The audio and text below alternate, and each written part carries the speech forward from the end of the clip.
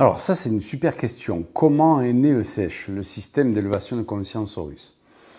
En fait, il faut savoir que dans chaque promotion, je dirais, de bioénergie que je dispense, il y a un guide invisible, une présence de lumière qui vient, je dirais, se présente à nous. Il dit voilà, je suis le guide du stage et je viens là pour vous aider à débloquer des choses dans l'apprentissage, dans vos barrières personnelles, etc. Et c'est il y a quelques années, ça remonte à plusieurs années, il y a une promo dont le guide c'est Horus. Voilà, il se présente à nous, on scanne et puis en bioénergie, on arrive à déterminer que la présence c'est Horus. On a tout un système pour savoir qui c'est et surtout ne pas confondre. Certains vont monter au créneau, ils vont dire ouais mais ça peut être une entité qui se fait passer pour un guide de lumière, etc. Non, quand on sait scanner, qu'on sait se connecter à son corps et qu'on sait tester, il n'y a aucune possibilité de confondre une présence de lumière avec une entité. Et donc c'est Horus. Et Horus, quelque part, est très insistant. J'ai jamais vu un guide comme ça. Et il se pointe très fréquemment pour me dire tu dois te poser, tu dois canaliser un système de libération que je vais te donner. Ok, là on peut se dire tiens, c'est mon imagination, je pars en cacahuète. Mais non, c'est tellement insistant que j'obéis, je me pose. Et là, je commence à avoir des points, en fait, quand je suis en méditation, qui apparaissent, qui s'éclairent chez moi et qui provoquent des sensations, de la chaleur, etc. Et je m'aperçois que ces points, en fait, eh bien, ils font des figures géométriques. C'est assez bizarre et j'observe ça. Donc, je cartographie ces figures géométriques. Alors, ça met des semaines, bien entendu. Et il me demande d'activer ces figures géométriques. Et je m'aperçois que quand je les active, waouh, il y a des choses qui se produisent dans mon corps et dans ma tête. Donc je cartographie ça pendant plusieurs mois et je m'aperçois qu'il y a différents niveaux de profondeur. Donc pareil, je mets tout ça sur papier, etc. J'observe. Alors il faut savoir que ça s'est pas fait d'un coup parce que il me montre une figure, mais c'est pas exactement ce point-là. Donc le point est un peu plus bas. Il faut l'activer de telle manière, etc. Ça a été quand même un sacré travail de scribe, je pourrais dire. Et au bout de quelques mois, il me dit c'est ok, t'as capté le système, tu peux le proposer. Et donc je le propose aux élèves qui sont là. Il y a plusieurs promos en disant voilà, j'ai reçu ce système-là, je l'ai canalisé, je vous demande de l'expérimenter, d'activer ces points de telle manière, etc. Et là, les retours sont unanimes. Les gens me disent mais c'est un truc de malade parce qu'en fait, il y a des douleurs qui disparaissent, il y a des libérations émotionnelles qui se font, on sent beaucoup plus d'énergie. Il y a une prise de conscience, il y a une évolution de conscience, on sent qu'on franchit des paliers dans notre évolution personnelle. Et je me dis, ok, c'était pas le fruit de ton imagination. Et c'est comme ça qu'est né en fait le SESH, système d'évolution de conscience Horus. Alors, est-ce que c'est un don? Non, c'est pas du tout un don. Moi, il faut savoir que j'étais fermé comme une huître, mais alors vraiment fermé, hyper cartésien, hyper rationnel, formation paramédicale, kiné, ostéo. Pour moi, il y a la structure, il y a la matière, point barre. Et quand on me parlait d'énergie, etc., ok, bon, l'énergie, oui, mais ça va pas au-delà. Donc j'étais très très fermé, j'étais pas ouvert sur les vies passées, etc. Et en fait, c'est mon parcours, c'est vraiment mon parcours professionnel qui m'a dit, mais ouvre-toi, ouvre-toi. Et donc plus je me suis ouvert en fait à ça, plus j'ai repoussé les limites de mon cartésianisme réducteur, et bien plus je me suis aperçu qu'en fait, j'avais des capacités en moi, mais que je n'utilisais pas. Et c'est justement, ça a été un peu au forceps en fait. Je ne peux pas vous dire le nombre d'années où je suis allé dans des stages pour du ressenti, et je sentais que dalle en fait. Dans mon corps, je sentais rien. Alors dans mes mains, je sentais parce que j'avais des mains d'ostéopathe, donc je sentais une vertèbre qui était limitée, etc. Mais dans mon corps, il se passait en fait rien. Parce que là-haut, ça bloquait. Je ne savais pas me détendre, je ne savais pas me relaxer. Je peux vous assurer que ça bloquait, mais vraiment bloqué. Et donc, ça a été au forceps. Jusqu'à ce qu'un jour, je me dise, non mais tu vas pas dépenser ton fric comme ça dans des stages, etc. pour essayer d'avoir du ressenti, ressentir l'énergie, et qu'il ne se passe rien. Stop, lâche-toi la grappe. Stop. Arrête de vouloir hyper contrôler les choses. Et c'est à partir de là que ça s'est ouvert. Alors je parle de ça il y a plus de 15 ans, bien entendu, mais ça a été au forceps. Et si j'avais un message, c'est vraiment pour dire, mais persévérez et à un moment donné, lâchez, ouvrez-vous au fait que le mental ne comprend pas tout. Le mental ne comprend pas tout. Et vous voyez, le système Horus, ben, mon mental n'aurait jamais pu imaginer un tel système. S'il avait imaginé, il ne serait pas efficace sur les autres de cette manière, de toute façon. Alors, est-ce que ça veut dire que tout le monde est capable de le faire? Oui, tout le monde est capable de se connecter à ses perceptions, à son ressenti, à recevoir des images, à avoir une pensée qui n'a rien à voir avec ce que je pensais, par exemple. C'est comme ça qu'on est surpris, d'accord? Tout le monde est capable de faire ça, à condition, effectivement, 1, de s'autoriser à se détendre, à se relaxer, 2, à entraîner, en fait, la compréhension de ce qu'on reçoit. Parce que quand on a un ressenti, qu'on se dit, ben, tiens, je me connecte à ça, mais là, je sens ici une boule. Je sens la gorge qui me serre. Ok, pourquoi ça te serre? Je sais pas. Je sais pas pourquoi. Ok. Eh bien, en fait, pourquoi? C'est lui qui est intéressant. Et en fait, interpréter son ressenti, interpréter les images, interpréter la pensée qui nous vient, le mot que l'on entend, c'est ça qui va être intéressant. C'est là où se situe l'art de décrypter l'invisible. C'est dans l'interprétation. Le ressenti, c'est une chose. Les perceptions, c'en est une, mais ensuite, les interpréter, c'est autre chose. Et c'est là que ça devient un art. Et c'est là où on a besoin, quelque part, d'être entraîné, d'apprendre à faire ça. On a besoin d'être guidé, on a besoin d'être coaché par rapport à ça. Et moi, bien, quelque part, c'est heureusement que j'ai eu mes clients, des milliers de clients, en fait.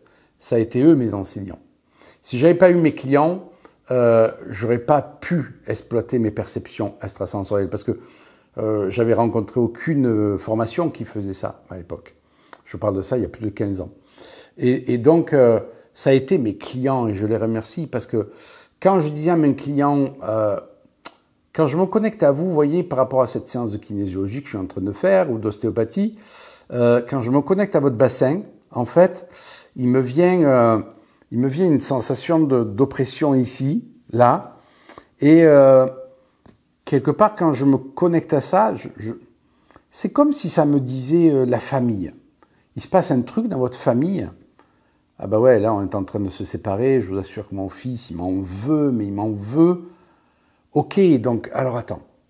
La perception que je ressens au niveau de l'estomac, elle me dit, mais justement, je sens moi, mon estomac depuis des mois et des mois. J'arrive pas à digérer, j'ai des aigreurs. Ah, d'accord, donc ce que je ressens moi, c'est ce que ressent cette personne. Et c'est en relation avec son bassin. Mais est-ce que son bassin, ben oui, le bassin, ça représente le pilier de sa famille. Donc c'est pour ça que son bassin, il se bloque tout le temps, en fait. Parce qu'elle est en train de déstructurer, en fait, sa famille. Donc il y a des changements de repères qui se font. Ok, et ça, l'estomac, c'est le familial, alors. Et c'est comme ça que j'ai pu faire ma cartographie, en fait, et avancer dans le décryptage du corps. C'est grâce aux dizaines de milliers, je dis bien des dizaines de milliers de clients que j'ai eus pendant des années qui m'ont permis, en fait, d'exercer, de comprendre que mes perceptions extrasensorielles, eh bien, elles avaient un filtre, elles avaient une banque de données, et que mon corps essayait, en fait, de la meilleure des manières de me faire comprendre le message subliminal, inconscient, que je devais, en fait, capter. Alors, est-ce qu'il n'y a pas un raccourci par rapport au nombre d'années que j'ai passé, moi, à étudier mes perceptions? Oui, bien entendu, j'ai créé, en fait, un raccourci, une formation qui permet d'aller beaucoup plus vite, d'avoir la quintessence de ce que moi, j'ai compris, et d'aller plus vite dans la compréhension de ces perceptions sans y passer, bien entendu, des années et des années à devoir comprendre, etc., ce qu'il en est. Oui, et cette formation, elle s'appelle Quantiscan. Est-ce qu'on est obligé automatiquement de ressentir dans son corps ce qui se passe chez l'autre? Ben, très vite, je me suis dit, vu que je passe des milliers de clients, je ne peux pas me permettre le luxe, en fait, de ressentir dans mon corps le mal-être, le malaise, le désordre physiologique que la personne elle a dans son corps. Je pressentais que ça allait me rendre malade. Je ne pouvais pas prendre dans mon corps le mal des autres, le sentir. Et donc très vite, j'ai conditionné mon cerveau à ne plus avoir de ressenti dans mon corps par rapport à mes clients, mais avoir des images ou des mots qui me venaient. quelque chose d'extérieur à moi, qui ne passait plus par mon intériorité. Parce qu'on a cette possibilité de programmer, bien entendu, le cerveau. Et je me suis aperçu que ça fonctionnait, en fait.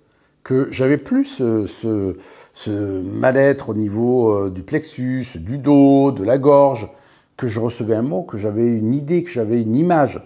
Et ça, c'était beaucoup plus rapide, c'était beaucoup plus clair et beaucoup plus safe pour moi. Parce que la priorité, c'est que ça soit safe pour moi. Je n'avais pas envie de me rendre malade pour rendre service aux autres. Et le décryptage était beaucoup plus facile. Et c'est ce que j'enseigne dans la formation Quantiscan, c'est de transformer ce ressenti en message plus clair qui passe par nos autres canaux de perception, que sont non plus la réceptivité interne, ce qu'on appelle le clair ressenti, mais au contraire de passer par la clairvision, la clairaudience, la claire information, donc d'activer nos tubes de perception, non pas par des codes, mais en programmant son cerveau et en décryptant précisément ce que veut dire telle ou telle image, tel ou tel mot. En fait, c'est ça l'art du scan. Nous savons tous scanner. Quand il y a des personnes qui me disent « Ouais, mais c'est intrusif de scanner les gens », mais on fait tous ça. Quand on te présente quelqu'un et que tu te dis, je sais pas, ta sœur, elle te présente son Jules et tu te dis, je sais pas, il y a quelque chose que je sens pas chez ce mec. Ben, tu l'as scanné, c'est trop tard. T'as pas fait d'intrusion? Ben non, t'as pas fait d'intrusion. Parce qu'on a un système d'alerte et en fait, on utilise ce système d'alerte tout simplement. Quand tu vas sur un lieu et que tu te dis, mais je sais pas, il s'est passé un truc dans ce lieu, c'est lourd, ça y est, t'as scanné. Est-ce que c'est ingérant, est-ce que c'est intrusif? Non, c'est une fonction physiologique en fait. Alors bien entendu qu'on ne va pas scanner, je dirais, une personne sans lui demander son avis. Les personnes que je scanne, moi, c'est parce qu'elles viennent à moi et qu'elles demandent d'être scannées. Voilà. Mais sinon, on est tout le temps en train de scanner. Je viens d'acheter une maison, cette maison, je vais les scanner pour savoir si je peux y habiter, tout simplement. Donc en fait, c'est ça l'art du scan. C'est interpréter ce que l'on peut ressentir. Le ressenti ne suffit pas parce que la plupart du temps, le ressenti, on n'arrive pas à l'interpréter. Je ressens un truc, mais je ne sais pas quoi. Je ressens un truc, mais je ne sais pas pourquoi. Ce je ne sais pas quoi ou ce je ne sais pas pourquoi, dans Quantiscan, ça n'existe plus.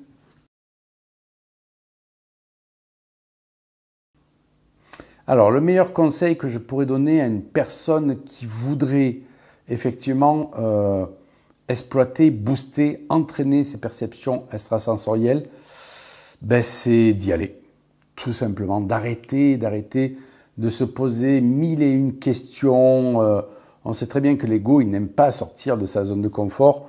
Donc, il nous fait poser toutes les questions possibles, imaginables. Je veux tout savoir avant de commencer une formation. Je veux tout comprendre. Ben non, Mike Horn me le dit très bien. Je n'aurai pas toutes les réponses avant de me mettre en chemin. 95% des réponses, je vais les avoir pendant le chemin. Il me suffit d'avoir 5% des réponses pour me mettre en chemin. Donc, n'essayons pas tout de contrôler. Si je suis aspiré, si je suis attiré vers quelque chose, moi, ce que je fais, c'est que j'y vais.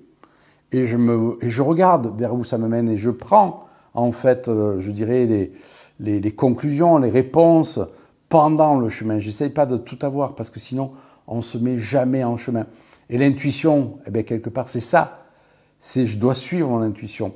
On peut pas comprendre une intuition. On ne peut pas avoir toutes les réponses à une intuition. C'est quand on a fait le chemin qu'on a toutes les réponses. Et souvent, quand on n'écoute pas son intuition, qu'est-ce qu'on se dit? Ah, j'aurais dû l'écouter, bon sang, j'aurais dû l'écouter. C'est exactement ça. Alors le scan, c'est pas de l'intuition, ce sont deux choses différentes. L'intuition fait partie de nos perceptions extrasensorielles, mais ça n'est pas tout nos perceptions extrasensorielles. Et donc, suivez votre envie. C'est tout ce que je peux vous dire. Et devenez des êtres éveillés. Parce que le scan, c'est quelque chose qui fait effectivement que vous devenez un être, entre guillemets, éveillé, donc qui a éveillé ses perceptions pour mieux se guider dans sa vie et pour mieux aider les autres à se guider, tout simplement.